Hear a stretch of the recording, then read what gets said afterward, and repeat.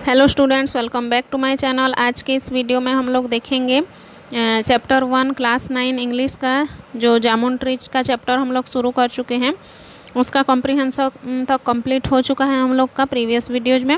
आज हम लोग देखेंगे कंप्लीट द फॉलोइंग टेबल, यानी कि आपके सामने जो टेबल दिख रहा है उसको आप लोगों को कंप्लीट करना होगा। फर्स्ट कॉलम में दिया हुआ है visitors to the jamun tree, next में आपका नेम्स दिया हुआ है और थर्ड कॉलम में डिस्क्रिप्शन ऑफ एक्टिविटीज़। इसका मतलब visitors to the jamun tree नीचे दिया हुआ है एनिमल, बर्ड्स एंड इंसेक्ट्स, मतलब कौन कौन से एनिमल वहाँ पर आते थे, कौन कौन से बर्ड्स आते थे, कौन कौन से इंसेक्ट आते थे, उसको आपको नेम्स के नीचे लिखना है ना।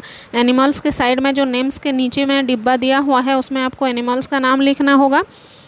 उसके साइड में डिस्क्रिप्शन ऑफ एक्टिविटीज़, मतलब उन लोग क्या करते थे वहाँ आके, उसको भी लिखना होगा। ओके, तो आप लोग ध्यान से सुनिएगा मैं जो बोल रही हूँ और उसको अपने कॉपी में नोट डाउन कीजिएगा।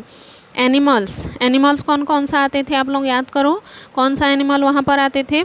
Yes, definitely a pair of squirrels आते थे। ओके, एंड क्यों आते थे वहाँ पर, to nibble at the fruit. यहाँ पर नेम्स के नीचे लिखेंगे a pair of squirrels and description of activities में लिखेंगे to nibble at the fruit. Birds के साइड में क्या लिखेंगे, कौन कौन सी बर्ड्स आते थे। यस, मेकपीज, स्पैरोज, पैरट्स, है ना। 3 प्रकार के बर्ड्स आते थे। क्यों आते थे वहाँ, क्योंकि टू ईट फ्रूट्स, है ना, to drink nectar from the fruits, to eat fruits लिख सकते हो, and make nest and screaming. ठीक है, नेक्स्ट है इंसेक्ट के साइड में आप लोग कौन कौन से इंसेक्ट के बारे में, वहाँ पर कौन कौन से इंसेक्ट आते थे आप लोग याद करके बताओ। हाँ, आंट्स आते थे, बीज आते थे, हनी बीज आते थे, है ना। क्यों आते थे आंट्स लोग, टू कैरी आउट फ्रूट्स, है ना। जो फल गिर चुके थे नीचे में उसको उठाने के लिए कौन आते थे, आंट्स आते थे। और बीज लोग क्यों आते थे, बजिंग करने के लिए, है ना। और जो फल का रस होता था उसको चूसने के लिए भी आते थे। तो यहाँ तो आप लोग आराम से फिल कर लोगे, आई होप। अब थर्ड में क्या दिया हुआ है, work in groups and discuss this questions and then write your answer individually, मतलब आपको ग्रुप बनाना है अपने फ्रेंड्स के साथ और उसको डिस्कस करना है, उसके बाद में अपना अपना आंसर खुद लिखना है। जैसे फॉर एग्जांपल मैं बता रही हूँ, give reasons for not cutting a tree, इसका मतलब जो पेड़ है उसको हम लोग नहीं काटना चाहिए, उसके क्या रीजन हो सकते हैं। तो आपके फ्रेंड्स जो हैं उन लोग बोल सकते हैं, है ना, क्योंकि ट्री हमें फूल देता है, फल देता है, लकड़ी देता है। कोई बोल सकता है ऑक्सीजन देता है इसलिए नहीं काटना चाहिए।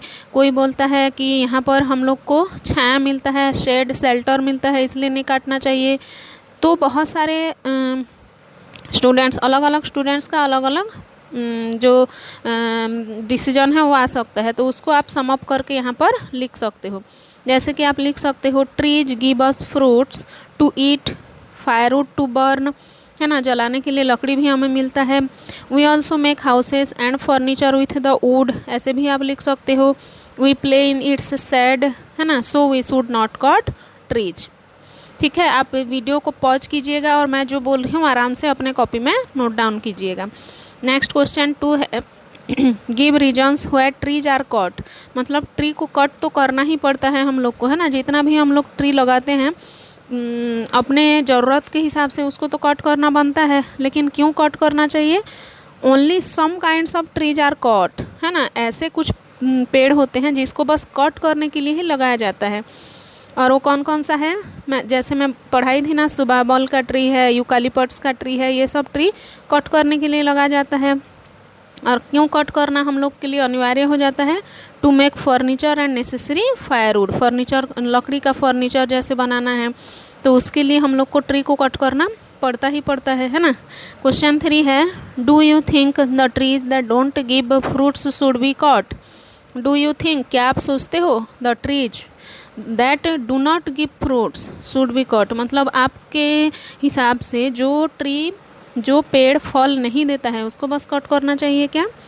नो, बिकॉज बिसाइड्स फ्रूट, अगर फ्रूट नहीं भी देता है तो फ्रूट्स के अलावा भी बहुत सारे चीज़ें जो है हम लोग को अपने ट्री से मिलता है, जैसे फायरवुड हो गया, मेडिसिन हो गया, ऑक्सीजन हो गया। ठीक है, ये सब आप लोग लिख सकते हो। कैसे लिखोगे, no because Beside fruits, trees give us many other necessary things like oxygen to breathe, starch, medicine, firewood, furniture. Question 4 में है do human beings alone have rights over the trees, discuss. मतलब इसका ये है कि पेड़ के ऊपर बस ह्यूमन बींग का ही राइट्स है क्या, अधिकार है क्या, या बाकी जानवरों की भी अधिकार है, इसको आप लोगों को डिस्कस करके लिखना है। तो आप लोग इसमें लिख सकते हो no animals, birds and insects have equal rights over the trees. मतलब ह्यूमन बींग्स का ही नहीं बल्कि सब जानवर का, है ना, बर्ड्स का, एनिमल्स का, इंसेक्ट का भी उतना ही अधिकार है, इक्वल राइट्स है जितना कि हम लोगों का ट्री के ऊपर। ठीक है।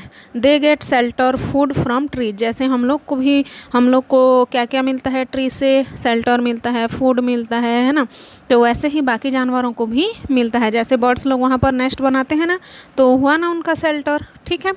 तो ये हो गया क्वेश्चन नंबर 4। अब now move to vocabulary section. Vocabulary में क्या है आपका, देखो, tick the most appropriate meaning of for each of the following words in bold.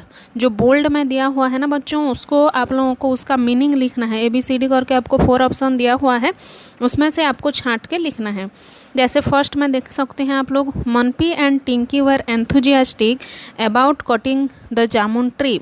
देखो, मनपी और टिंकी क्या थे, एंथुजियास्टिक थे, है ना, किसको, जामुन ट्री को कट करने के लिए। तो एंथुजियास्टिक का मीनिंग क्या होगा, this is fascinated, excited, crazy, dilated. Fascinated, excited, crazy, dilated. तो एंथुजियास्टिक का मतलब क्या होता है, आप लोगों को पता है, एंथुजियास्टिक मतलब एक्साइटेड होता है। ठीक है, उन लोग एक्साइटेड थे, उन लोग उत्सुक थे, है ना, पेड़ को काटने के लिए। Okay, next now move to second question.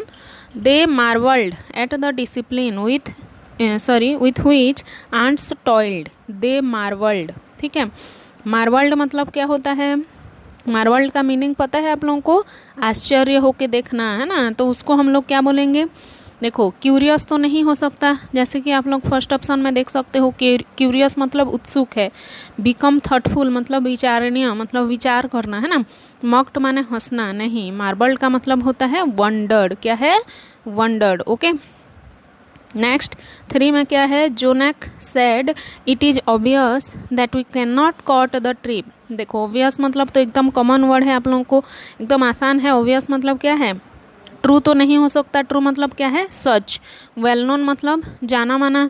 Clear मतलब जो क्लियर कट है ना। पॉसिबल मतलब संभव। तो ऑब्वियस का मतलब क्या है, हमेशा क्या होता है, क्लियर। जो हम लोग के सामने होता है ना, उसको हम लोग ऑब्वियस बोलते हैं। तो उसका मीनिंग हम लोग क्या लिख देंगे, सी यानी कि क्लियर। ओके, यहाँ पर सी ऑप्शन हो जाएगा।